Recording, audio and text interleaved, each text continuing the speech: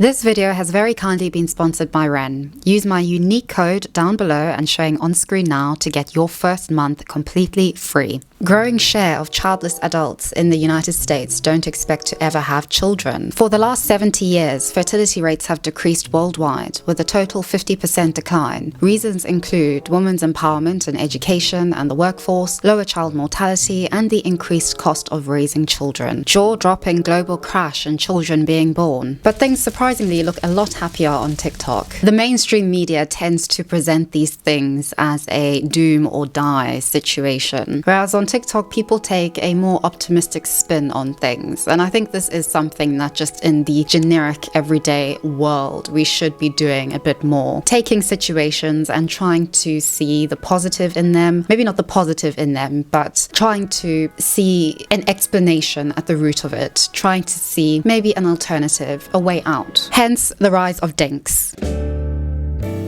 Some might say that I'm a loner.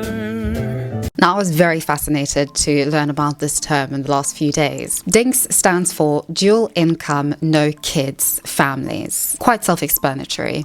And I came across this because of a video or a short that Candace Owens, my twin sister, made. It's Rise of the DINKs on TikTok. You know how there's always a good twin and a bad twin, you know. You decide which one I am. DINK stands for dual income, no kids. So essentially people that choose to be child-free, discussing how amazing their lives are because they don't have children and their lives are amazing for a variety of reasons that they want you to know. Here's one young woman listing those reasons. Take a listen. And it goes without saying, the ability to maintain upward mobility. Also learning each other's love languages and having time when it's just the two of us to really express love to one another. Last but not least, the ability to relocate. Around Christmas time, we decided, okay, we need to make a decision about where we want to spend the rest of our life. And we decided on Canada for lots of personal and family reasons. And in about 4 weeks, we're going to be in Canada. I just love that. I think it's great because she's basically not giving you any sound reasonings. Like she's saying something and then she's basically saying the old school, because I said so. Because I said so. I'm saying that you wouldn't be able to do this with kids because I said so. And it must be impossible. It clearly, nothing that she's listed is impossible without kids. Let's just revisit that list. And obviously the mainstream media is describing these couples as being the bane of Satan himself. The rise of the DINKs, that's dual income, no kids. The TikTok couples bragging about the time and cash saved from being intentionally child-free. And it is quite true. Looking on TikTok, these seem to be a new and alternative couple that is taking over trend-wise. Oh gosh, this is probably why we're not having children, because all of us are trying to become online personalities and we have children who live opposite us and distract us from doing our work and make it impossible for us to consistently make a video within the 20 minutes that my battery lasts for. This is the real reason why Americans and Europeans are no longer having children, people. And you know, I don't think that this is because people are selfish, because young people are more selfish and all of that. I think this is literally just a product of our times. It is because, and I think this is with everything, that it's more about the society in which we live in influencing how individuals respond to it and act and create their lives around it, as opposed to being vice versa. One noticeable feature about family vloggers, especially on YouTube, is that they have a lot of money. They make a lot of money, and also increasingly there's a realization and appreciation that a lot of it is quite unregulated and rather exploitative. And you know what? Contrary to popular belief, DINKs is not a new term or a new concept and trend formulated and created by Gen Z and millennials. In fact, a Times article in 1987 referenced the rise of DINKs. The article was titled, "Living, Here Come the DINKs." The piece points to the cost of raising a child to age 18 as almost $100,000 at the time. That number is now closer to $310,000, according to Brookings Institute analysis of data from the US Agriculture Department. And for me at least, the idyllic presentation and increasing online publicity of family life and the ideal family life is very off-putting, not just insofar as it's all kind of fake and staged, but more so because you can just see the cost of having children. The pressure to keep having children, or the pressure to have the perfect child, to be the perfect parent, being confronted with mommy vloggers and daddy vloggers telling individuals how they should or shouldn't parent. I think this just reiterates that everybody is going to F up their children, irrespective of how you raise them. Oh, but hold that thought. This video is very, very kindly sponsored by a very good friend of the channel, Wren. Now, I'm so excited. I'm going on holiday for the first time since I moved to the UK when I was 16, which means that I am going on an aeroplane.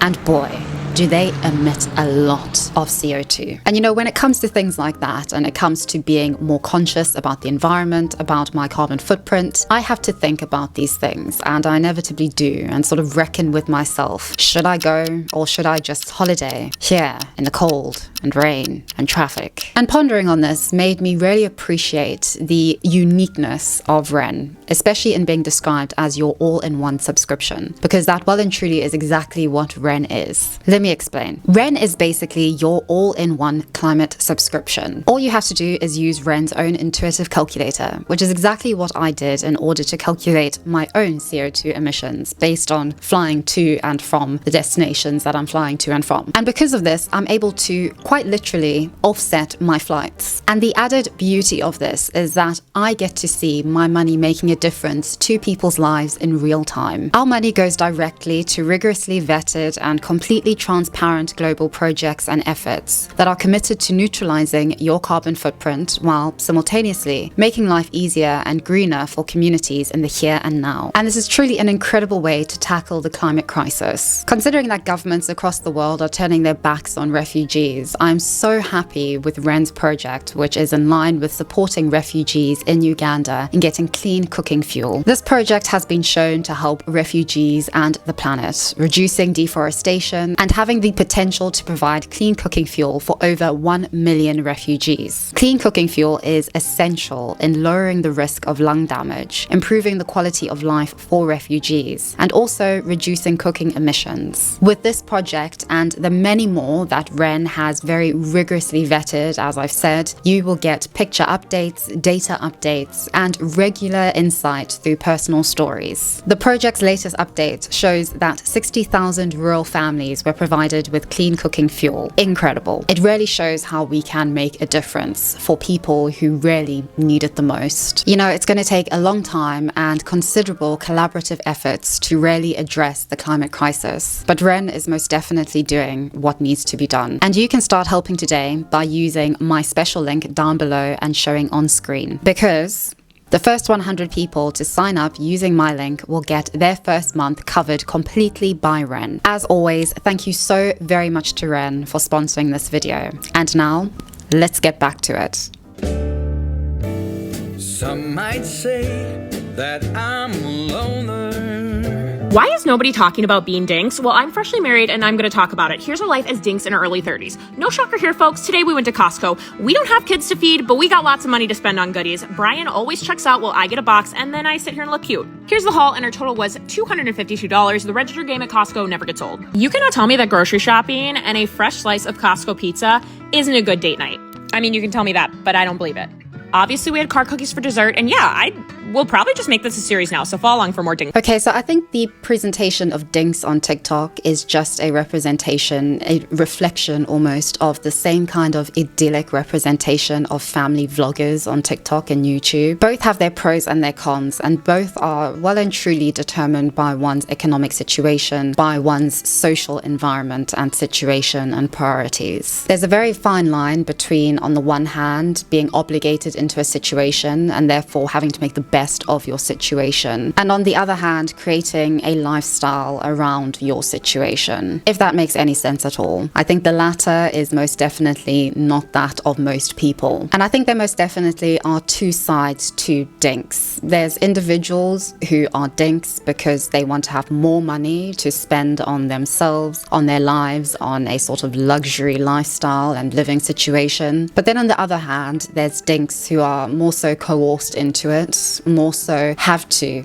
be dinks because they just can't afford to have children. And I think the majority of people who would be associated with this label or this acronym fall into the latter category, because I would say that for the majority of people, like in the majority of modern history, most people do want to have children. They do want to have that very traditional nuclear family, that very modern kind of family. And it's sad to see how that is really not a reality for a lot of people. And this is just a social issue that really needs to be confronted in a far more humane and far more effective way than I think the mainstream media is currently doing. Fear-mongering around fertility rates, telling women that they are entitled, that they are leaving it too late and are going to be the so-called leftover woman, ridiculing and lampooning younger generations for their bad choices or their selfishness, rather than actually considering what is going on. The idea of bringing a child into a world in which you cannot even provide them with a stable home because, well, we can't afford housing is absurd. In 6 OECD countries, couples earning the average wage spend over 20% of their salaries on childcare. 1 in 5 women are childless by midlife, including involuntarily and by choice. And 80% of those are due to circumstance, not infertility, says Judy Day, the founder of Gateway Woman, a support network for involuntarily childless women. So much of this 80% is due to a tapestry of systemic issues like student debts and career focus, meaning that family planning is left too late. Some might say that I'm a loner. This is a genuine question for all DINK couples. So if you don't know, DINK is a dual income, no kid couple. And I've been in this type of relationship for the last 5 years.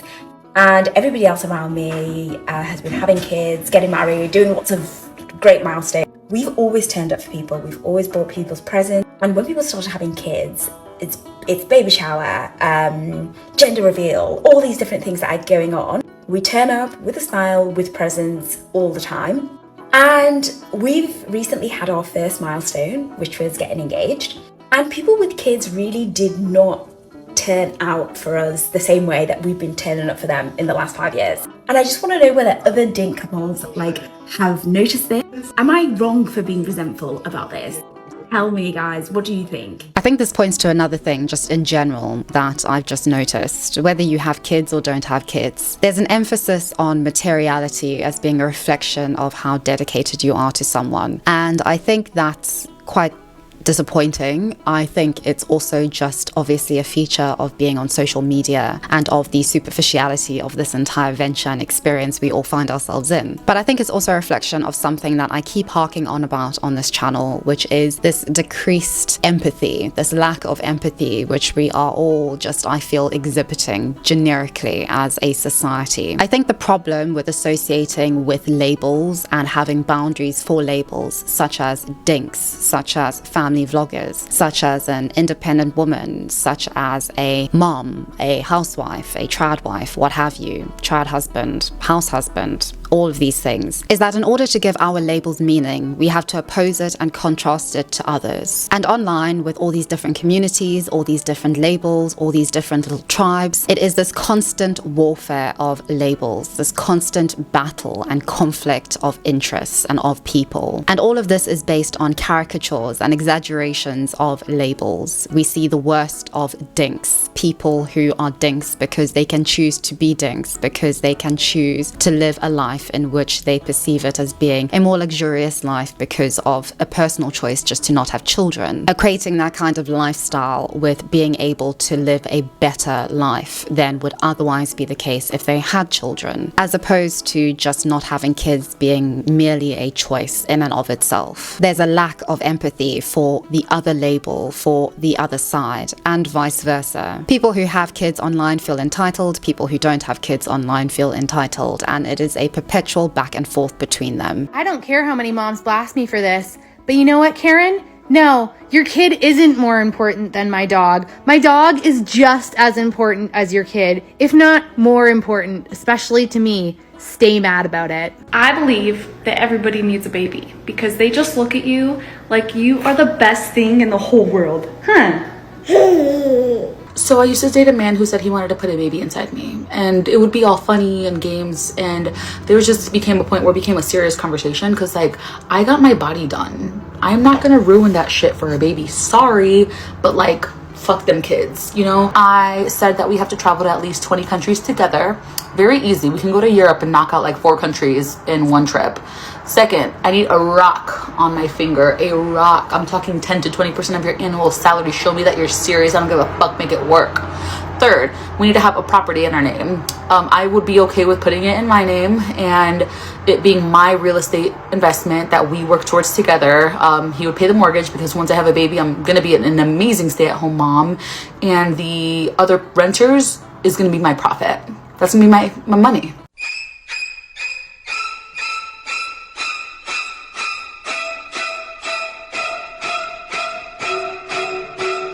And this is why personally I'm quite off-put by labels, why I'm quite ambivalent toward them. But yes, I wonder what you think about DINKs, about this rise or this trend, because it does seem to have popped off since January, and it is something that people are talking about. On the right, it tends to be more reactionary, this idea of selfish women and selfish men, whereas on the left, it tends to be a more, I would say, reaction against that idea, against this idea that this isn't an empowering step for couples. And I do think that it is more so a coping mechanism for the reality that life is just becoming increasingly less affordable for most people. But do let me know what you think. I would be very interested to hear. I am neither here nor there with this. I just like analyzing these things and talking about them with you. Thank you so much for watching this video. Thank you as always to my very generous and very loving patrons.